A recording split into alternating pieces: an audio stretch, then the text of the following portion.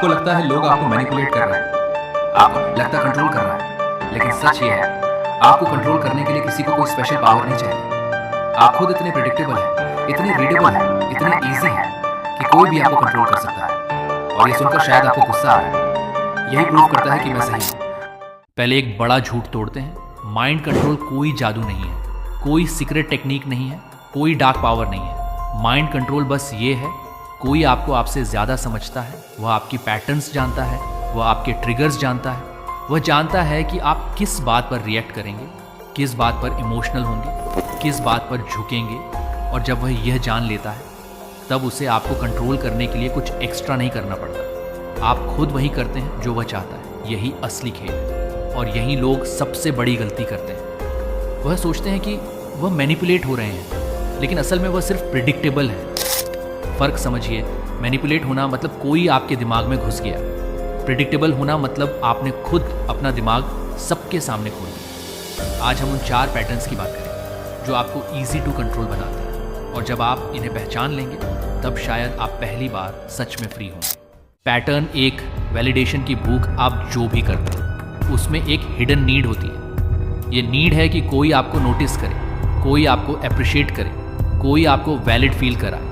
ये वीकनेस आपकी सबसे बड़ी वल्नरेबिलिटी है। सोचिए, आपने कुछ अच्छा किया, आप वेट करते हैं कि कोई अप्रिशिएट करेगा, कोई नहीं करता, आप अपसेट हो जाते हैं। किसी ने आपकी तारीफ की, आप उस इंसान की तरफ खींच जाते हैं। किसी ने आपको इग्नोर किया, आप उसे इम्प्रेस करने की कोशिश करने लगते हैं। ये सब एक पैटर्न है, और जो इंसान ये पैटर्न जानता है वो आपको बिना कुछ किए कंट्रोल करता है। वो बस वैलिडेशन देता है और छीन लेता है, और आप उसके पीछे भागते रहते हैं। लेकिन असली खेल यहाँ शुरू होता है। जिस दिन आपको किसी की वैलिडेशन की ज़रूरत नहीं रहेगी, उस दिन आप कंट्रोल होना बंद हो जाएंगे, क्योंकि जब आपकी कोई नीड नहीं, तब कोई लेवरेज नहीं। Pattern 2, emotional reaction.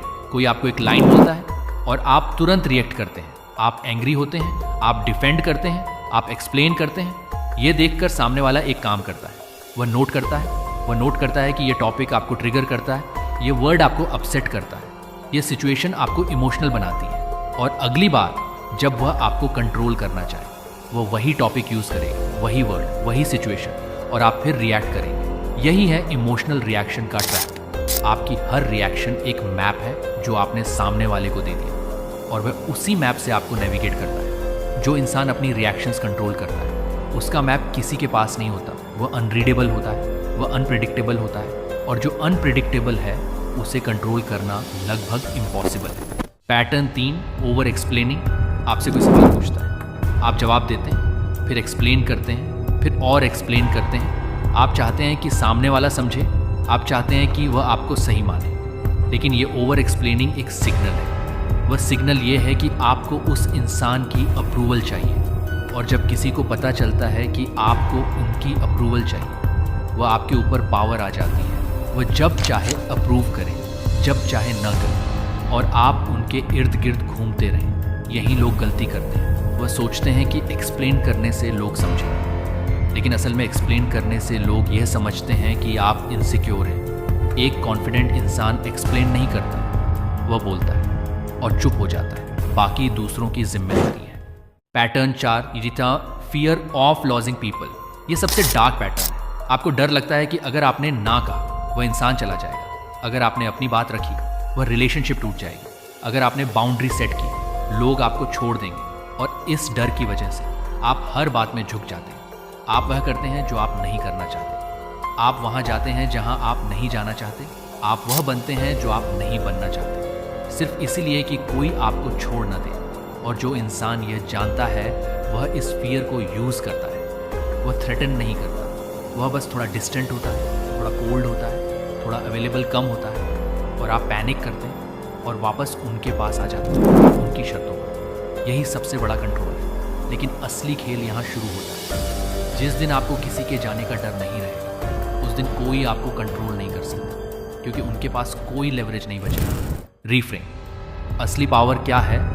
अब एक बड़ा सवाल, क्या आप दूसरों को कंट्रोल करना चाहते हैं, या आप खुद को कंट्रोल करना चाहते हैं? ज़्यादातर लोग दूसरों को कंट्रोल करना चाहते हैं, लेकिन यह बैकवर्ड्स है। जो इंसान खुद को कंट्रोल नहीं कर सकता, वह दूसरों को कभी कंट्रोल नहीं कर सकता। साइलेंस सीखिए, जब बोलने का मन करे, रुकिए, 1 सेकंड सोचिए, क्या ये ज़रूरी है? इमोशनल डिसिप्लिन सीखिए। जब कोई आपको ट्रिगर करे, रिएक्ट मत करिए, ऑब्जर्व करिए, नोट करिए कि वह क्यों ये कर रहा है। अनप्रिडिक्टेबल बनिए। जब आप हमेशा एक जैसे बिहेव करते हैं, आप रीडेबल होते हैं। जब आप अनएक्सपेक्टेड होते हैं, आप अनकंट्रोलेबल होते हैं। और सबसे इम्पॉर्टेंट, अपनी नीड्स को अंदर रखिए। जितनी कम नीड्स आप दिखाते हैं, उतना कम कोई आपको कंट्रोल कर सकता है। ये वीकनेस नहीं है, ये सबसे बड़ी स्ट्रेंथ है। अब एक आखिरी बात, आज जो आपने सुना, ये थ्योरी नहीं है, ये वह रियलिटी है जो हर दिन आपकी लाइफ में हो रही है। हर वो मोमेंट जब आपने किसी को प्लीज करने के लिए कुछ किया जो आप नहीं करना चाहते थे। हर वो मोमेंट जब आपने किसी के डर से अपनी बात नहीं रखी। हर वो मोमेंट जब आपने किसी की वैलिडेशन के लिए खुद को छोटा किया। वह सब कंट्रोल था, और वह कंट्रोल आपने खुद दिया था। अब आप जानते हैं, अब आप चूज कर सकते हैं। लेकिन जानना काफ़ी नहीं है। अगर आप कल भी वही करेंगे जो आज तक करते आए हैं, तो ये वीडियो देखना बेकार था। चेंज करना आपका काम है। ज़ोलिक्सियर सिर्फ सच दिखाता है। जो खुद को कंट्रोल करता है, उसे कोई कंट्रोल नहीं कर सकता।